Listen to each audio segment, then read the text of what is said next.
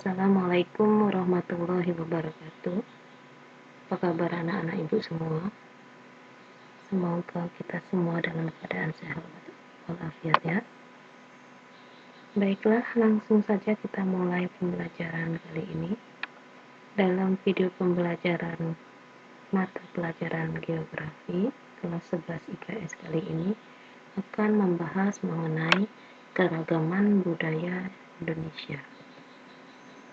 Dengan mempelajari materi ini, siswa diharapkan dapat memahami tentang yang pertama yaitu pengertian kebudayaan, kemudian fungsi dan peran kebudayaan, yang ketiga yaitu faktor-faktor yang mempengaruhi sebaran keragaman budaya, yang terakhir yaitu interaksi global.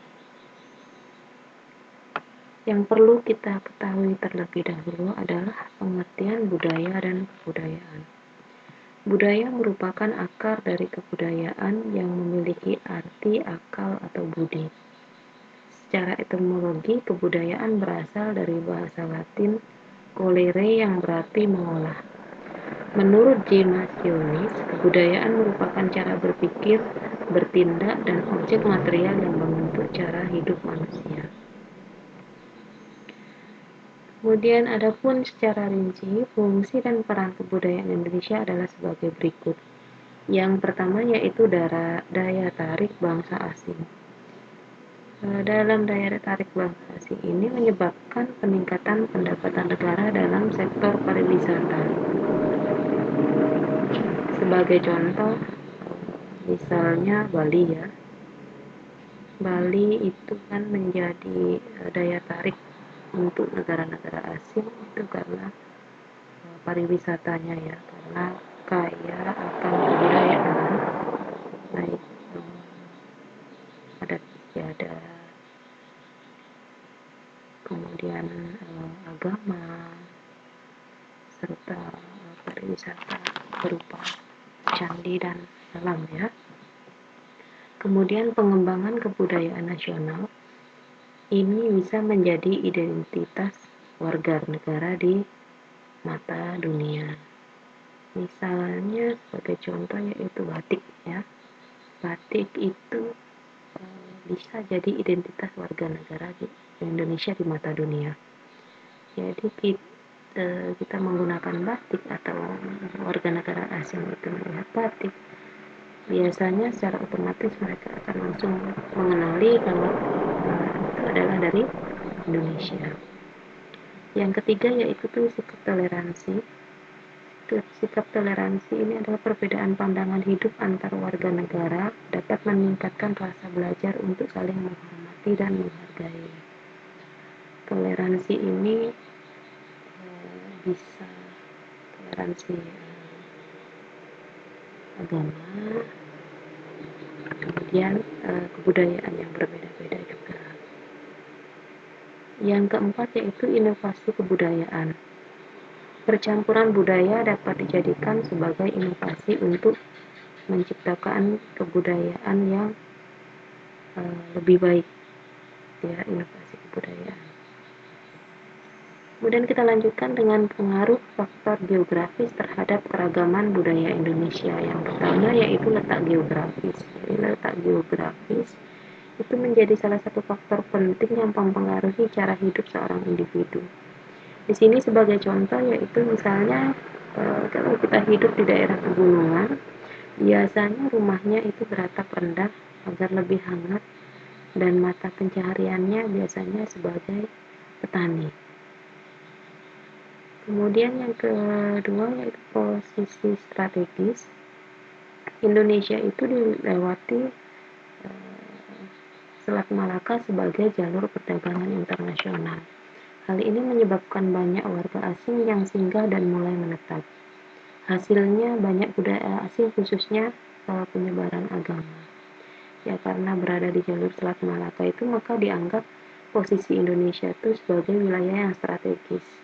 Jadi banyak warga asing itu yang tertarik untuk menetap ya. Akibatnya terjadi percampuran budaya, kemudian penyebaran agama gitu ya. selanjutnya adalah ekologis. Ini berkaitan dengan hubungan manusia dengan lingkungannya. Dampak mirip dengan pengaruh letak geografis, yaitu cara hidup seseorang. Misalnya, kepercayaan membangun rumah cuma boleh menghadap ke arah utara atau selatan saja. Kemudian misalnya sebagai contoh lain itu kalau ada suku tertentu itu yang mempercayai untuk berpergian itu misalnya harus memperhitungkan hari-hari tertentu saja, atau misalnya membangun rumah itu juga selain arah ya, itu juga hari-hari tertentu. Kemudian kita lanjutkan ke persebaran budaya Indonesia. Yang pertama yaitu keragaman agama. Secara umum ada 6 agama resmi yang diakui oleh pemerintah Indonesia. Agama tersebut yaitu Islam, Kristen, Katolik, Hindu, Buddha, dan Konghucu. Yang kedua yaitu keragaman bahasa. Secara umum penduduk Indonesia dalam kesehariannya menggunakan bahasa daerahnya masing-masing. Sensus penduduk mencatat berbicara dengan bahasa daerah itu 79,45%, bahasa Indonesia itu 19,94%, dan bahasa asing itu 0,35%. Adapun provinsi yang mayoritas menggunakan bahasa Indonesia adalah DKI Jakarta, Papua, Kepulauan Riau, Sumatera Utara, dan Kalimantan Timur. Yang ketiga yaitu keragaman budaya dan adat istiadat. Ini dikategorikan oleh Van Vollenhoven menjadi 23 suku bangsa.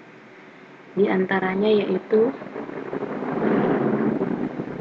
Aceh, kemudian Bangka Belitung, Toraja, Riau, kemudian Jawa, Ambon, Melayu, Nias, dan lain sebagainya ya. Bisa. Yang keempat yaitu keragaman ras dan etnik. Keragaman ras dan etnik di Indonesia dimulai sejak sekitar 20.000 tahun yang lalu. Adapun keragaman tersebut terdiri atas yang pertama ras Mongoloid. Ini terdapat di wilayah Indonesia bagian barat, ya, sebagian besar ya, di Pulau Sumatera, Jawa, dan Kalimantan. Meliputi ras Melayu tua, ras Melayu muda, atau Detro Melayu. Yang kedua yaitu ras Papua Melanezoid. Ini terdapat di Pulau Aru, Papua, dan Pulau Kai. Yang ketiga yaitu ras Negroid. Ini di Semenanjung, Malaka, dan Kepulauan Andaman. Kemudian ras Wedoid itu Siak Riau, Sumatera Selatan, Pulau Muna, dan Kepulauan Mentawai.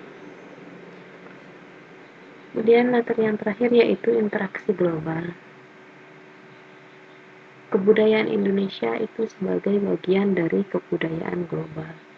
Globalisasi memiliki dampak terhadap budaya dunia karena tentu saja budaya Indonesia itu tidak lepas dari pengaruh globalisasi.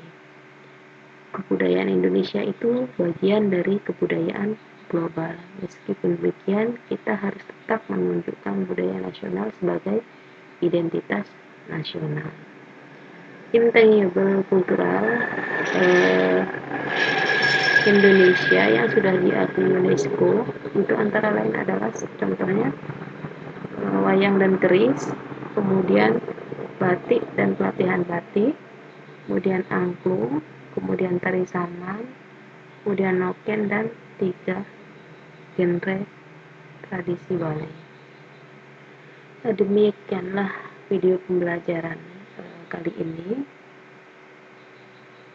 Untuk tugas dan latihan, kalian silahkan kunjungi link ini ya, dikerjakan sebaik-baiknya karena merupakan salah satu syarat untuk kenaikan kelas juga ya.